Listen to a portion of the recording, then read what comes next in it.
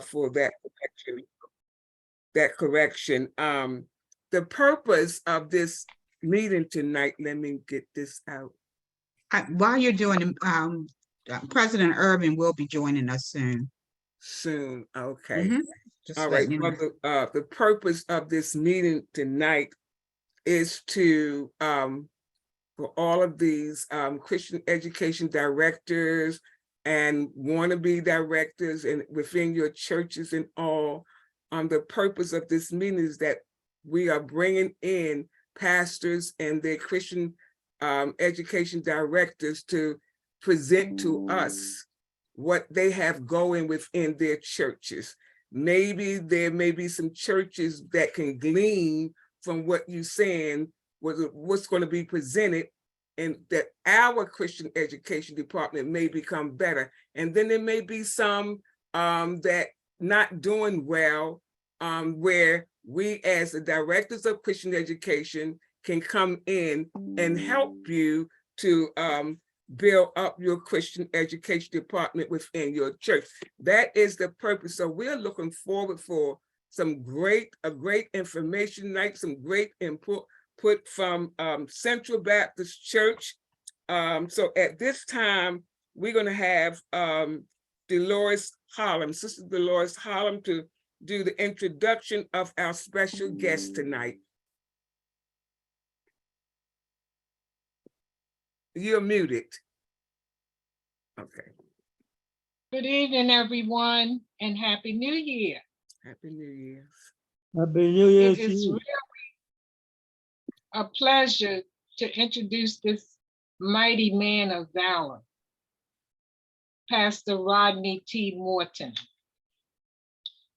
Rodney T. Morton is no stranger to us because we are familiar with the Central Baptist Church.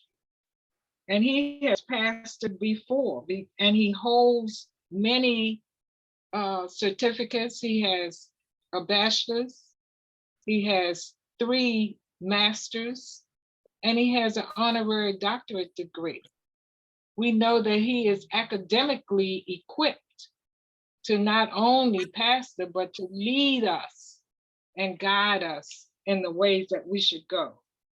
He has pastored 2 other churches, namely the Mount Olive No. 2 Baptist Church in Sardis, Alabama for 15 years, and the historic Tabernacle Baptist Church in Selma, Alabama for 10 years. So he is experienced in Christian leadership, in pastoral leadership, and leading the flock. In 2012, he answered a new call on his life from God and is currently serving as senior pastor at the Central Baptist Church in Baltimore City, Maryland. He believes in the power of prayer, and we all know the importance of that. He relies on the Holy Spirit, the guidance of the Holy Spirit, for delivering God's word to God's people. Pastor Morton embraces technology, and we know in this time that we're living in, technology has played an important part in keeping us together. And he uses technology to bring the scriptures to life so that everyone can understand. Training, workshops, conferences, Bible study are ever in the forefront of his mind so that marriages can be restored, families healed, minds and attitudes can be changed, and the next generation can be redirected. Moving forward together is his focus, according to Philippians 3:14, which says, I press toward the mark of the prize of the high calling of God in Christ Jesus. So I'm asking, that's from Philippians 3:14. I'm asking that you will give him your total attention, that you will listen, that we will learn, and that God will direct us in the way that we should go.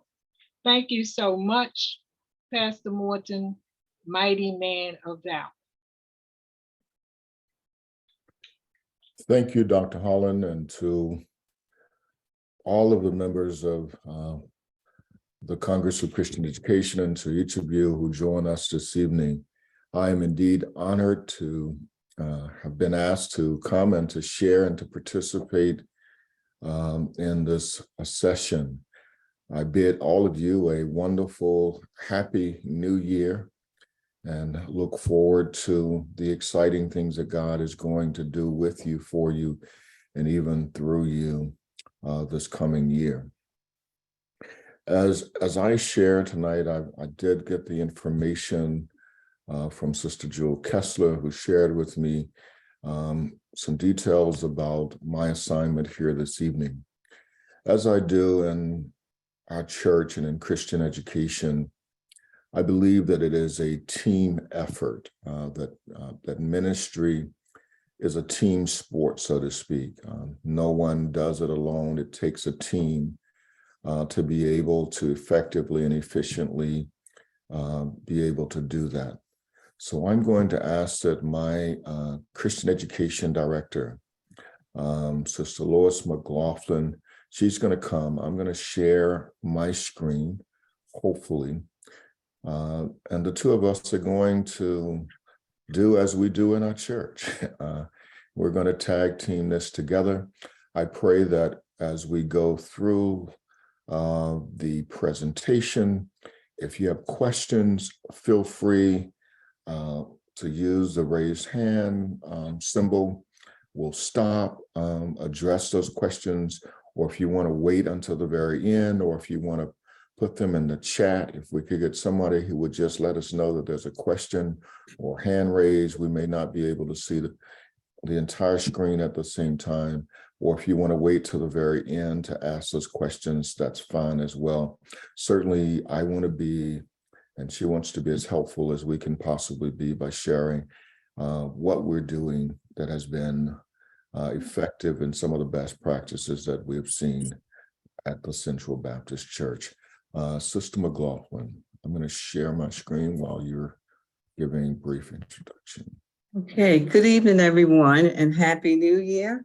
And Dr. Holland, thank you for that wonderful presentation of my pastor, the pastor of the Central Baptist Church. So Pastor Morton and I are going to present Christian education at the Central Baptist Church. And the model that we're going to present has been in place for over 10 years. However, we have enhanced it to get more church involvement. And we are also making necessary pivots to maintain effectiveness. So the overall purpose of the Christian education ministry is to provide, develop, and implement programs that equip individuals for discipleship. And our scripture reference is taken from Matthew 28th chapter, 19 through 20 verses. The Christian Education Core Ministry's objectives is to provide an in-depth understanding of the Bible and Jesus Christ, salvation by faith, the role of the Holy Spirit, the church and the body of Christ, prayer and forgiveness. The Christian Education Core team ministry members are all appointed by the senior pastor, and most of the members also lead a sub-ministry area under the Christian Education Division. And the effectiveness of the ministries is conducted through evaluations, surveys, attendance, and participation. The job description of the Christian Education Core Director is to oversee and direct all aspects of Christian education for adults, youth ministries, and children ministries, and manages the development of growth of the Christian education program at the Central Baptist Church. And her duties include develop and implementing a strategic Christian education plan in conjunction with the pastor to support the vision of the church, to identify church members to assist in the completion of Christian education duties, included but not limited to teaching church school, and staffing the nursery. Promote and maintain cooperation between children and youth ministries and the overall ministries of the church to provide and promote special presentations and study groups for children and youth. To coordinate creative programs and community outreach. To plan and implement new programs targeted to spiritual growth and development. To prepare budget and monitor expenses for all Christian education programs and activities. Also to report to pastoral staff, to attend staff, educational, and core council meetings, and to prepare and present a report for the church's annual conference, which is held in January. Okay, next slide. I'm sorry, I wanted this, I was talking I'm and sorry. didn't realize I Okay. was muted. Okay. What I wanted to say here and to add, the Christian education core ministry director is a part of an overall team of leaders as well that fits in with our ministry programming. And so the director of Christian education has the awesome responsibility of making sure that the overall educational program of our church is very robust, is very rigorous, but not only that we don't just focus on Sunday school or church school as we have traditionally done. It is making sure that that director understands the overall scope of being creative and innovative and reaching beyond just having the traditional models for Christian education ministry. So the philosophy is to engage every member of our congregation into Christian education by getting them involved in what we believe are small groups and having those individuals to connect with other members of the ministry that helps to foster growth and development throughout the entire body, because we believe in what we call lifespan discipleship.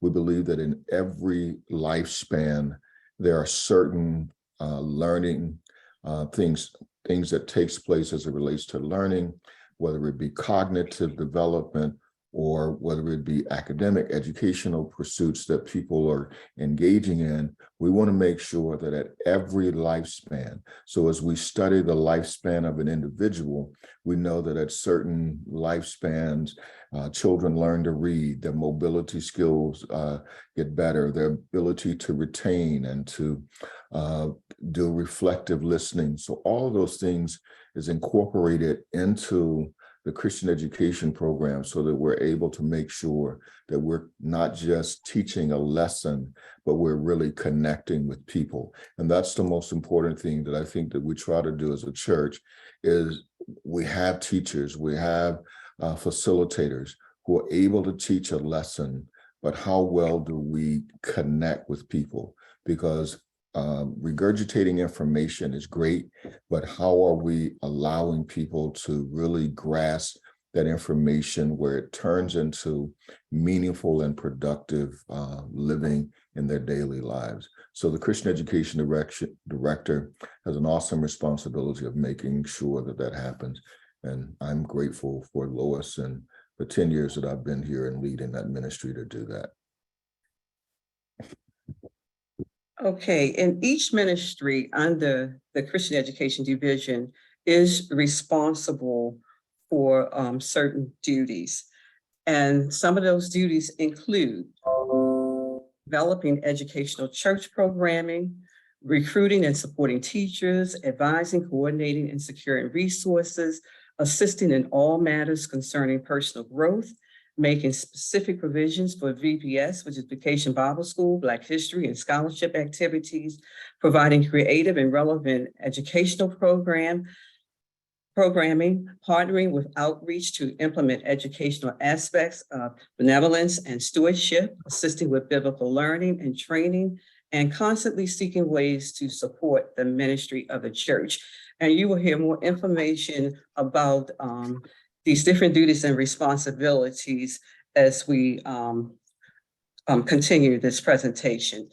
We currently have 8 sub-areas under the Christian Education Core Division, and they are as follows. The academic tutoring ministry strives to build relationships through Christ-like love and compassion. This ministry seeks to make a difference in the lives of those faced with learning obstacles and challenges. This service is just not restricted to the members of our church. It is offered to members in the community, including our adopted church, which is Mary Ann Winterland. We have had all our members, and prior to the pandemic, they would go in and visit on a regular basis the different classes and sit with the students, read, and also offer support in the area of tutoring. We currently have certified teachers in elementary reading and math, middle and high school math, and language arts, and also high school English.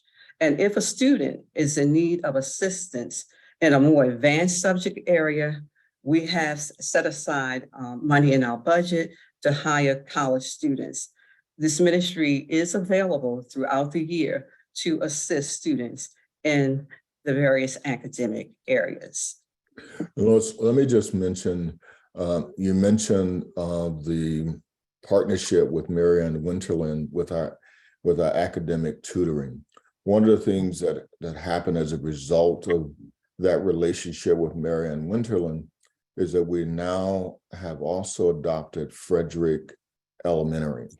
And one of the reasons that came into play was because the students and parents and teachers at Mary Ann Winterland shared the partnership that they were enjoying with our church, with our academic tutoring program, that it now has. We had a call from Frederick asking, would we be willing to engage them as well? And one of the things that we recognize, as most churches are experiencing, that we have to be prepared to do ministry outside of the box. And some of the people that we ministered to in academic tutoring, people say, well, how are you ministering to them in academic tutoring? Teaching a child not only to read, to do math, to do English, teaching them basic skills in the academy is one thing. But I think that that's what Jesus really wanted us to do, is to develop that mentee-mentor relationship, where we have those who have something to offer, pouring into others and offering that. And so therefore, we have now taken on Frederick Elementary. We were concerned about the capacity to manage with volunteers, to do 2 schools and to do them effectively, because we certainly did not want to walk away from Mary Ann Winterland, because we believe that eventually many of the people that we have an opportunity to minister to will eventually find their way to our churches, will be involved in church life in some form or fashion. It's not a recruiting tool. We're not trying to evangelize and to recruit people or proselyte people into the faith. We're simply saying, if we can give people the necessary tools they need to navigate life, it will be more effective when we're trying to witness to them about the love of Christ. So academic tutoring is important for me as a pastor, because I teach our church, when we do asset mapping, when we determine the assets that are in our community, we have to know what's there and why it's there. So if we're going to do asset mapping and we determine that we have these elementary schools there, we know that there are young children there who are being educated. And so one of the things that we want to make sure that we do is to make sure that we have curriculum-based evangelism tools that ministers to them and catches them where they are. As we go into their schools and we hear the reading level and we see the academic progress that they're making, it helps us from a church perspective to also design a Christian education program that is tailored to where we see children trending on the academic scale. And so that allows us to be able to build programs around that, because it's one thing to hand a child a track and that child doesn't know how to read the track. And so how effective are we being? Because oftentimes we're giving information out, but how do we know that the person we're giving the information to has the ability to comprehend, retain, or do anything with the information? And by being engaged in the schools in that way, we are able to have a better feel for the comprehension level of many of the individuals that we're working with from an academic tutoring perspective. Okay, and we're also in process of doing more aggressive promotion of this ministry so that people will know that it's available within the community as well as the church. Okay, our church school offers appropriate curriculums to equip learners with practical knowledge to guide and direct daily living. And the Holy Bible is the primary text used for each lesson. Church school also uses contemporary resources to enhance personal growth, and we offer classes for all ages. Our current church school classes are being held virtual and remote on Saturdays. We have two adult classes, one traditional, and a traditional adult class uses the urban ministry materials. And then we have a class titled Spiritual Elements Essential for Discipleship. And this is known as our seed class. And the seed class is coordinated by one of our associate ministers.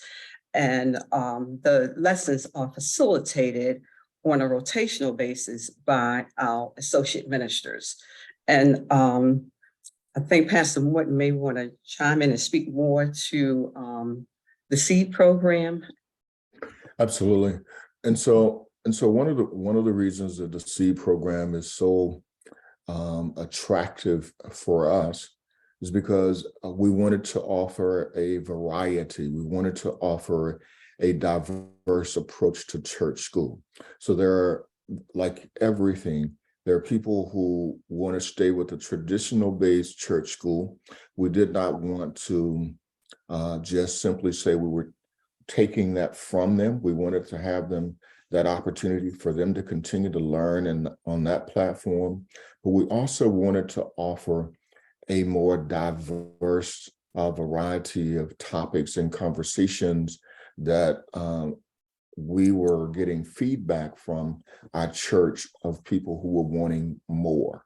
And so how could we do that? Because there were many people who said, well, church school has had the traditional format since I was a child. I want to do something different. People learn differently. People have different ways of retaining and getting information. So we're now moving more aggressively towards more small groups that won't just involve the church school concept, but will be on the church school model. So we're this year we're entering into what we call the year of connections. And so what we're doing is building out programs that will have members of our church, not just connecting on Sundays or Saturdays for church school, but these classes will be facilitated by facilitators, and they'll be meeting throughout the week. So they'll be meeting, like you could, if you want to join the 4-week session or the 6-week session on managing money. What does the Bible say about financial literacy? You can get into that class, spend the next 6 weeks. Doesn't necessarily mean that all of those facilitators, because they're going to be expert facilitators that we will bring in for 4 to 6 weeks who will facilitate a class that will run simultaneously along with the pastor's Bible class and other sources during the week. It could be on a Thursday, it could be on Tuesday, it could be on whatever that group decide is the most effective day for them to meet, where they can have the majority of the people there. So we're trying to give the main thing is we want Christian education to be facilitated in an environment. Sometimes it may mean that for 4 to 6 weeks, they're meeting at the Community Resource Center on Payson Street, where they're able to have more people from the community participate. It may mean that they're doing it online. It may mean that it's at the church. It may mean that it's at a local recreational center that they have partnered with that allows them to come in and hold it there. So those facilitators will coordinate, advertise that, and what we're planning to do is that every single member of our church will be connected. May not be connected to church school as we traditionally know it, but they will be connected to Christian education and a biblically based curriculum program. Somebody may be studying, they may be going through the book, Who Moved My Church, or Who Moved, whatever that may be. My iceberg is melting, dealing with a change in leadership. The good thing about it is that we're going to also be using, many of you may have heard about it, it's called Right Now Media. It's a library of Christian resources and lesson plans that have been prepared. Some of your renowned pastors across the country have worked for years to put these materials together. I know our men will be, for instance, doing something, going through the program that Tony Evans has. So for instance, the facilitator for that program won't necessarily have to teach the entire lesson. If he wants to, he can, but it don't. Tony Evans is going to teach for 30 minutes. They're going to pause. There will be 3-4 questions that he will ask. It will ask for engagement from the class, and people will be able to engage, because whether they're doing it online or in person, the same kind of process. So the threat of someone having to come up with 6 lesson plans for that 6-week period kind of takes the pressure off of them, because sometimes those lesson plans have already been provided. You just have to provide the location and a format for facilitation to how that's going to happen. So we're excited because we believe that we can connect every single member of our church to a group that they would be interested in and that would be meeting the needs of the congregation. And we plan to run it just like colleges and universities do, fall, spring, and summer terms. We see January as kind of the month to advertise and talk about where we're going, so that when February comes, we start the spring semester and we move through that. I've said to our church, August will not be a summer break anymore. Everybody doesn't vacation in August, so we won't be taking the entire month off. We're going to give summer breaks, but we just believe that it's too difficult to say that we're going to have a downtime and then have to restart. We believe it's too critical. We have more people and more volunteers, and if we get more people engaged and trained and equipped, we can run a school 12 months out of the year with no problem.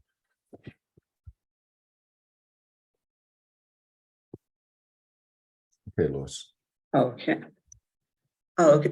Curriculum Resources Ministry. This ministry assists individuals with evaluating and participating in Christian educational activities, workshops, and courses appropriate and necessary for personal growth and leadership development. Surveys are conducted throughout the year to determine classes and workshops members would like to see offered to enhance their leadership skills and personal growth. God commands us to study to show ourselves approved, and they help the church to get that job done. So throughout the year, almost on a monthly basis, they share information with the congregation about upcoming schools, workshops, and courses through the Central Baptist Church website, flyers, and Sunday morning announcements. We currently have several members of the Central Baptist Church involved in the Certificate of Progress program. And and each one has a dean of record. This past year, I believe we had 3 members to receive the first and or second certificate of progress. And Central is a strong supporter of the local, state, and national conventions and conferences.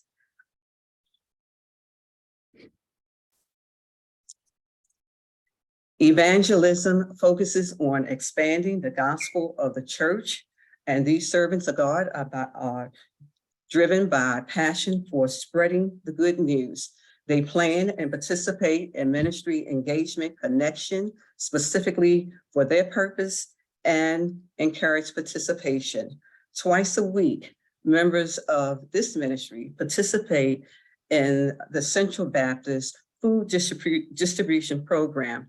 This is a free program that's available for the community.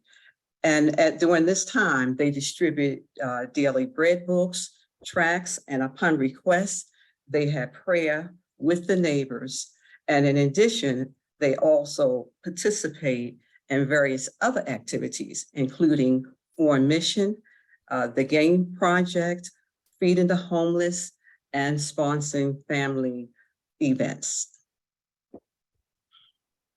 And I want to mention, as we talk about evangelism, one of the things that we're trying to do even more. So in our evangelism ministry, not only are we doing street evangelism, door-to-door evangelism, working with returning citizens on evangelism, being good neighbors with evangelism and sharing with our neighbors, because we understand the importance of that. But we're also doing what we call digital evangelism. It's making sure that every digital platform that is available, that we have a presence on. And whether that be Instagram, whether that be Facebook, whether that be YouTube, whether that be blog spaces, whether that be text messaging. And so we have a software program, our software program, and it's been challenging in some ways, because you can't do text messages if you don't have text phone numbers. So what we have now, what we've created and what we're moving forward with, is what we call our church connection card. So that connection card, we want people to be able, not only is it for members of our congregation to keep up with information, a database that keeps their information, but it also, every visitor who comes to our church, every person that we come in contact with, we're directing them to either scan the QR code that takes them directly to the Connect card, because we know that if you give somebody a physical piece of paper or card and ask them to fill it out and bring it back, the likelihood of you getting it back may be 30 to 40% of the time people may return it. But if you have an opportunity to ask people to do it on the spot, they have their cell phones. Most people carry a cell phone now. They can scan the QR code, put their name, telephone number, and email address. For instance, on yesterday, we had people visiting a church. First thing that happens, they fill out a Connect card on Sunday, at least. On Monday, actually, some of them were called on Sunday afternoon. They received a follow-up call from our church, from members of that evangelism ministry who works with the Connect card, reaching out to them, just thanking them for coming. No, we're not trying to get them to come back. Ultimately, that's what we want, but we're not asking them that. We're simply saying, thank you for worshiping with us. They have a script that they follow. Can we be of additional service to you? Are you new to our community? So those questions are asked on the Connect card. And so what people usually say, and then not only do they get a follow-up phone call, they get a follow-up letter, a letter that goes out thanking them for worshiping with us. We know how challenging it is to find a parking place at a new church. You didn't know what to expect, but thank you. You've overcome 50% of the hurdles by being there. Let me know if I can be of any other assistance. Bam, bam, bam. And then we begin to tell them, you can join us on Wednesday. You can join us this time, based on the ministry calendar of what's going on. And what people usually do, some people choose to respond. Some people usually say thank you, no thank you, but it's an opportunity of us connecting people. And so what we do when we connect those people, we put them in our database, and every time we're having something, they get information about what we're doing. Sometimes they come, sometimes they don't, but they're grateful for the information that they get. Had a young lady walk up last week, says, I just want to tell you all, she came to choir rehearsal when the choir was rehearsing, and it was 7 o'clock at night, knocked on the door, came in. She says, I just want to thank the church for just being a good neighbor. And I brought y'all an offering, and she's counting out money, and one of the deacons was there. He said, please just stick it in the envelope. We'll make sure the office staff. But it was just the fact that here's somebody in the middle of the week.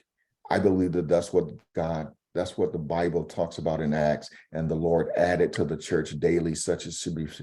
Those are the kinds of things that we want to make sure that we're connecting people to. So it's the small things about making sure that we're doing follow-up. We do prayer walks through the neighborhoods. You can't, in my opinion, witness to people until you really have gotten their hearts ready and conditioned for doing that. So I take our teams out. I'll ask them to do anything that I'm not going to do. We pick an 8-block radius in north, south, east, and west of our church. We divide up in teams. We prayer walk. We go prayer walking. Obviously, it's during a time when the weather is conducive for that, and we're able to go out. And what we're asking people to do is to walk and pray. We're not asking them to really do any evangelistic or witnessing. If the opportunity avails itself, we don't turn it down. The reason we're doing prayer walking is more about us than it is about the people that we're praying for, because we want to make sure that we're praying about what we see in our community. Because oftentimes we drive into our communities and we drive out and we never see the real needs that are in our community. So I always bring our groups back to the church after the prayer walks, and we have this conversation, because while we're prayer walking, the seniors and some people who may physically not be able to do the prayer walk are praying for us while we're prayer walking. And so when we come back together, the first question is asked, what did you see? And people begin to talk about the resources that they see in their community, but they also talk about other issues that they see in their community. And so we put all of that on the screen. We said, come back, we're going to meet again 48 hours later. The next question is, what do you propose that we do about it? Because there's one thing for people to see it. Most people see it, they just don't have a desire to do anything about it. Usually the people that have to return is usually smaller than the people who did the walk, because people are often somewhat challenged by, I don't know what we can do.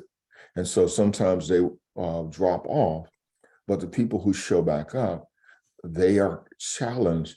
How can we address the needs that we saw? And sometimes it may simply mean this is where the tutoring programs have come from. This is where coach to needy children and things of that nature have come. This is where parenting classes have come in.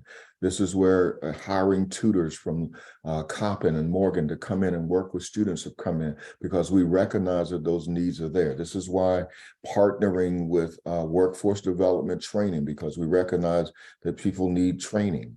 We were able to recognize that there were workforce development trainings through evangelism that was training people for jobs, and they started the training at 10 o'clock in the morning. And at the end of the 8-week process, they wanted people to show up for work at 7 o'clock in the morning. And which is you train them and you program them for 8 weeks to show up at 10. Now you're saying they have to show up at 7. Your success rate at 10 was great, but now it's going to be, they couldn't understand why people wouldn't come to work at 7. Well, it's part of it's your fault. You didn't train them right. And so therefore, because we were able to do that, we were able to kind of meet with people and say, well, you got to train them with success, train them the exact way you want them to work. If you want them to start work at 7, you need to start the training at 7. And so it's been helpful because we have that asset mapping and we're able to connect people, but it's that follow-up. We want to reach people. We also want to retain people. But it takes that process. And so it's reaching them, engaging them, and retaining them. That's the big thing that we want to make sure we're doing. Okay. Lois? Okay, new member orientation, discipleship onboarding. The new member orientation assists with the growth of new members from membership to discipleship. They plan, implement, and supervise nurturing activities to engage the church's support of new members and oversee the new member orientation course. Our pastor facilitates the first orientation class, and the new member instructors facilitates the remaining classes. New members receive a copy of the new member handbook and is posted on the Central Baptist website. Once the new member completes the orientation sessions and receives the right hand of fellowship, quarterly fellowships are held to welcome the new member.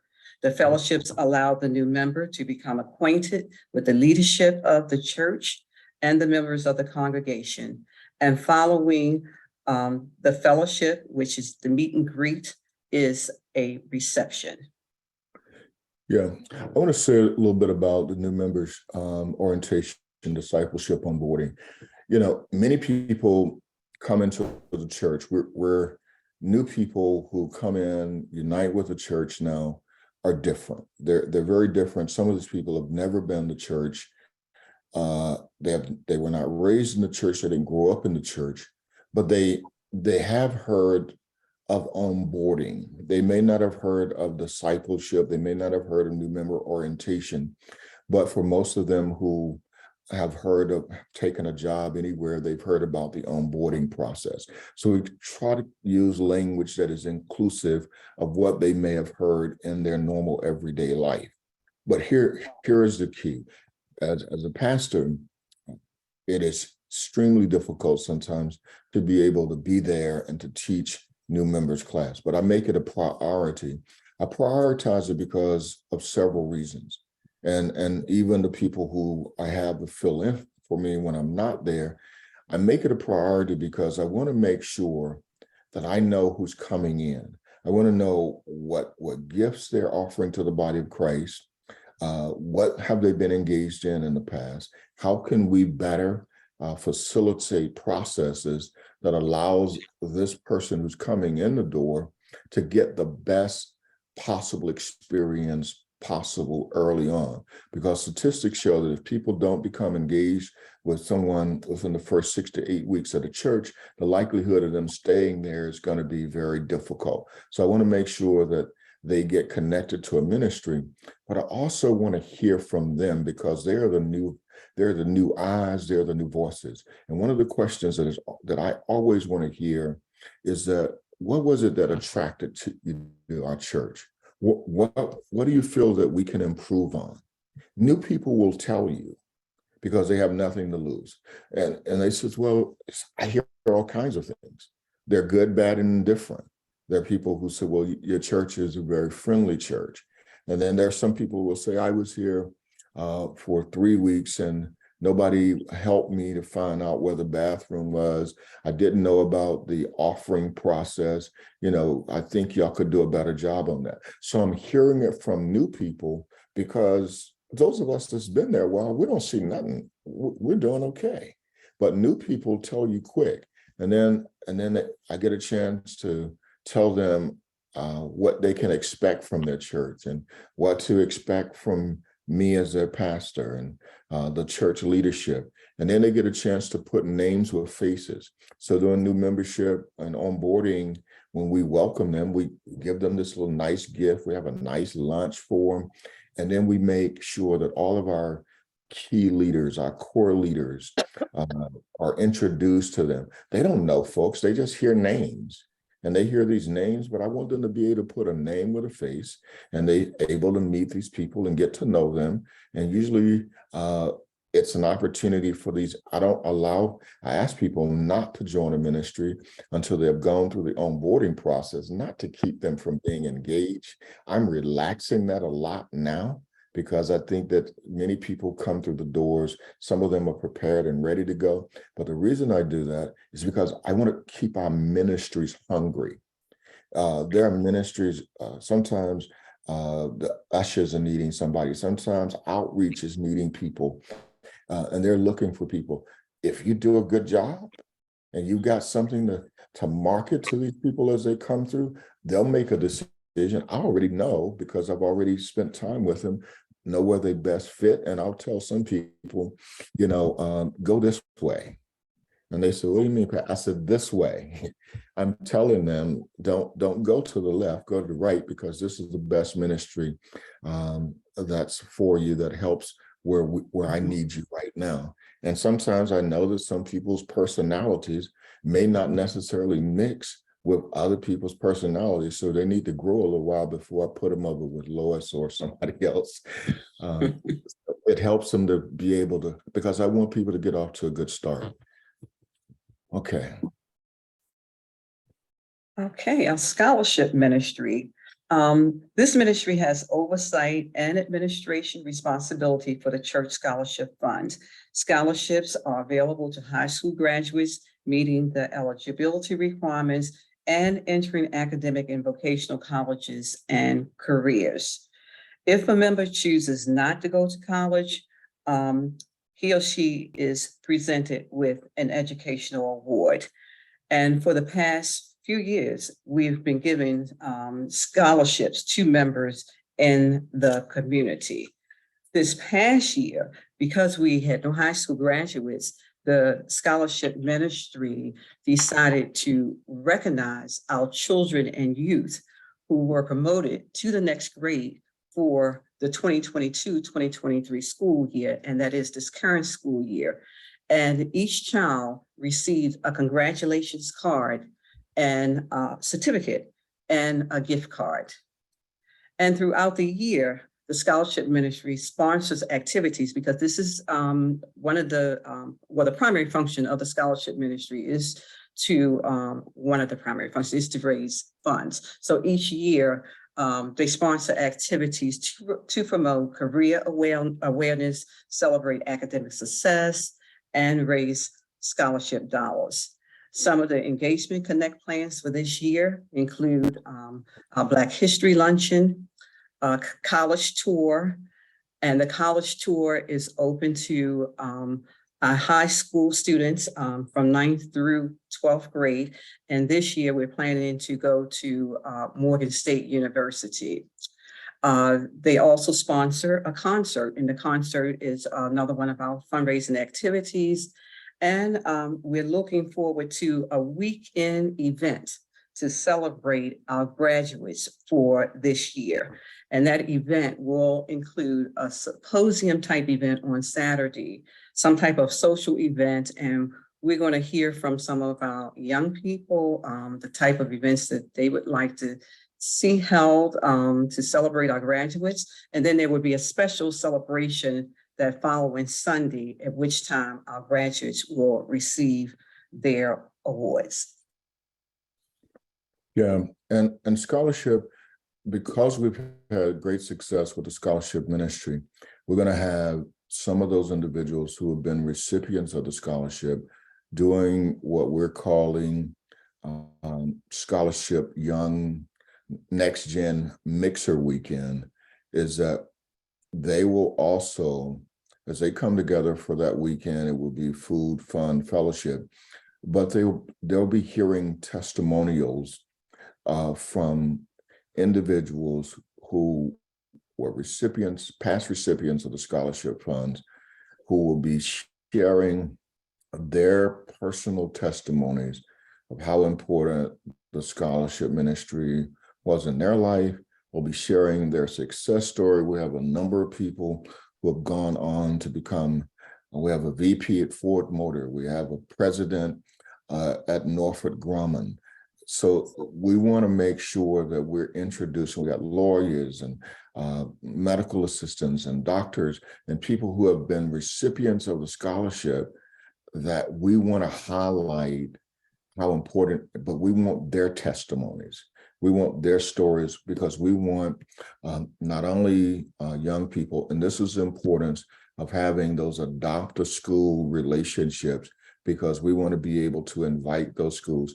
And on the spot, we want to be able to award on that Sunday scholarships. We've been doing for the past 10 years a scholarship banquet where we invite all the high school seniors and we present the scholarships during the banquet. We're trying to look something more creative, where more people are seeing it, the community sees it more. If we're having it during our worship service, where we're awarding those scholarships, but also inviting in a young person who will be speaking, who hopefully they would want to hear, because they're going to be a part of planning that day of what it looks like. So those are kind of things that we're trying to do to just help build.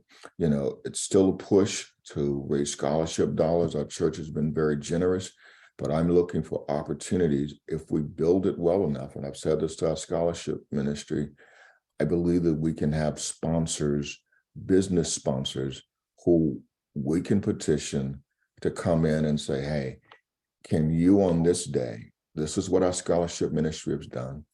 We'd like for your business to offer a scholarship on this day. We want your business to come, present, and offer $1,000 scholarship or $2,000 or whatever that amount may be. The main thing, we can't do it if we don't have large participation, because people respect numbers. And if those businesses see numbers, then we convince them that this is going to be an annual event, and we expect you to give an annual scholarship to our community. We can't, it will be, therefore those children, individuals from the community will be involved, as well as members of our church.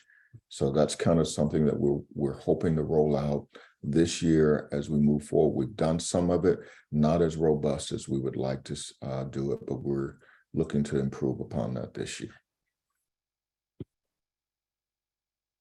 Our teaching and teacher training and development ministry focuses on training materials to teach and train our current teachers, because we all realize that education is an ongoing process, and also to train prospective teachers. So the purpose of this ministry is to equip teachers to carry out the following responsibilities: an understanding of the Bible, recognize and understand student diversity, create a classroom environment that facilitates learning, whether it be virtual or in person, and develop effective verbal and nonverbal written and technological and media communication skills to support and enhance student learning.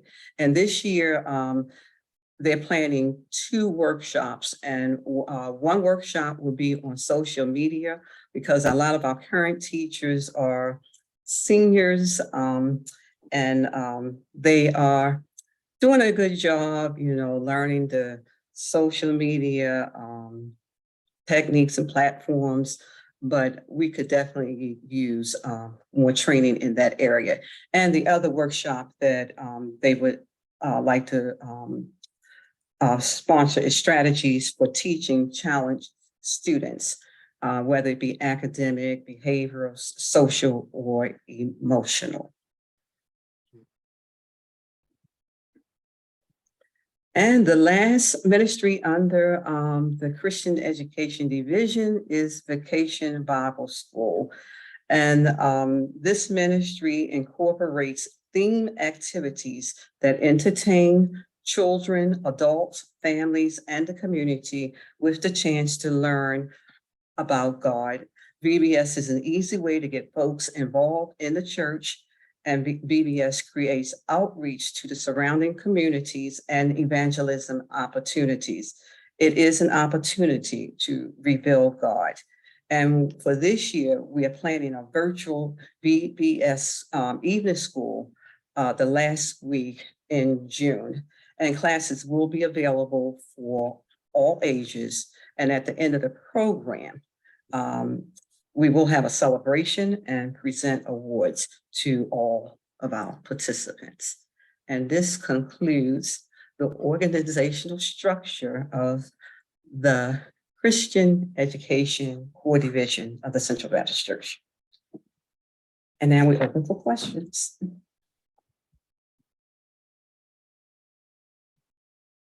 So I can't see the Oh, chat. Okay. oh, I'm just gonna, I'm sorry. I don't have a question right now, but I do want to say that just kudos. That was a beautiful presentation, very, very well presented, a lot of information, but it was so good. I just wanted to say that I'm just still at awe on the amount of information you were able to provide in this amount of time. It's an awesome program that you have established, or ministry, I should say. Oh, thank you. And I want to come right in behind Minister Johnson. I'm just going to say, wow. I mean, I was just overtaken with the presentation. Everything was just on point, and I have grasped. In other words, I have learned, I have caught on to some things that I need to do also. If I don't know whether you would present, is it possible that we could get a copy of what you just did? Not saying we are, everything don't work for every church, but you have your format so in place. I would like to have a copy of a lot of things that you have said. We are doing them at our church, but I noticed that everything you did falls under one category, and that's Christian education, where we have them and everybody sort of like got their own rules and regulations in each ministry when they all should be together. I just love that prayer walk. You're not evangelizing, but if the opportunity come, hey, you're on that. I love that. And one thing I would like to ask, how many young people you have, chairing or teaching within your Christian education ministry? So Minister Abel, great question. And so our philosophy is this: we believe, and we're stressing it even more, that every Timothy needs Timothy needs a Paul. Every Lois needs a Eunice. So we believe that, and so what we're doing is we're partnering a younger person with a more mature person. They stopped us from, and this is what our young people said to us. They said, we don't want to be called young people, and we don't want to call y'all old people. And they said, so they stopped us from using that language. They said, we don't even want to be called youth and young adults. Of course, the conventions got it already. They said, we're next gen, y'all are legacy. They said, so it's legacy next gen. And so what we're doing, like everybody, we're struggling to retain those individuals. And what we've been doing is listening sessions with them, trying to find ways that we could better connect and hearing what is it. So we probably have 8 to 10 who are working in throughout the entire, whether that be Christian education, whether that be outreach, whether that be congregational care. They are spread very thin, because many of them will tell you, I can't commit the time that's needed because my job, I'm traveling. So we're trying to utilize them to the best of our ability. This is why the small group concept that allows them to be able to network and work with it, because what we believe is that they will bring their own peers, that they will connect with their own we want to see not only generational ministry, we want to see intergenerational connections taking place. And so, like I don't want to paint with a wide paintbrush. Many of our churches are struggling to connect with next gen. Let's face it, it's across the country. I talk to pastors, whether it be here, there, everywhere. One of the issues today is that we're dealing with the most biblically illiterate generation that we have seen in a long time. And therefore, this is why this conversation is timely, but it is how do we pivot? How do we pivot in a way that we don't lose our effectiveness and our identity as Christians to witness and to minister to people? Because the church cannot change for the sake of changing. We have to change for the sake of connecting and witnessing to people. This is why I want to caution us, all of us, and I even caution my church, the digital space is wonderful, but we have to be careful putting all of our eggs in digital church, because if we do, what young people are saying from the samples that we've gotten from the ones that we've had a conversation and listening sessions with, they says, we're not asking you for online church. We connect better in person. We just want platforms where we feel that we can connect. They're not asking for shorter services. They told us, they says, give us more songs, more worship. We're telling you the reason we don't come is not because we don't like church. Life has got us. This is, we're dealing with life. And so in reading and doing research, what we're being instructed to do in Christian education is to design programs and teaching programs and seminars around what people are dealing with every day. Some of the most well-attended seminars moving forward is going to be on money management. Everybody's trying to figure out how to do it. Church doesn't need to start. We spent a lot of time talking about tithes and offering. Folks are not going to give tithes and offerings until you teach them how to get some money for themselves. Let's face it. If I don't have money, if I can't manage my money myself, you ain't gonna get none. But if you teach me how to save my money and manage it, then I will find a way to give back, because now I have extra. So those are the kinds. So if we have financial literacy, but it's got to be called something else besides financial literacy, maybe it's investing in myself, whatever that small group is, and somebody leads that. And I think that we can be on the greatness of what we're doing tonight, of not just having, if Mount Moriah or if New Pleasant Grove has a great program that it's already doing, why do we have to stay? Why does it have to just be New Pleasant Grove's class? That's right. It could be we could say it's one Wednesday a month. It's BCCE night, and whoever, don't get me started. I'm just simply saying, I just think that it could be, we're all struggling to do the same thing.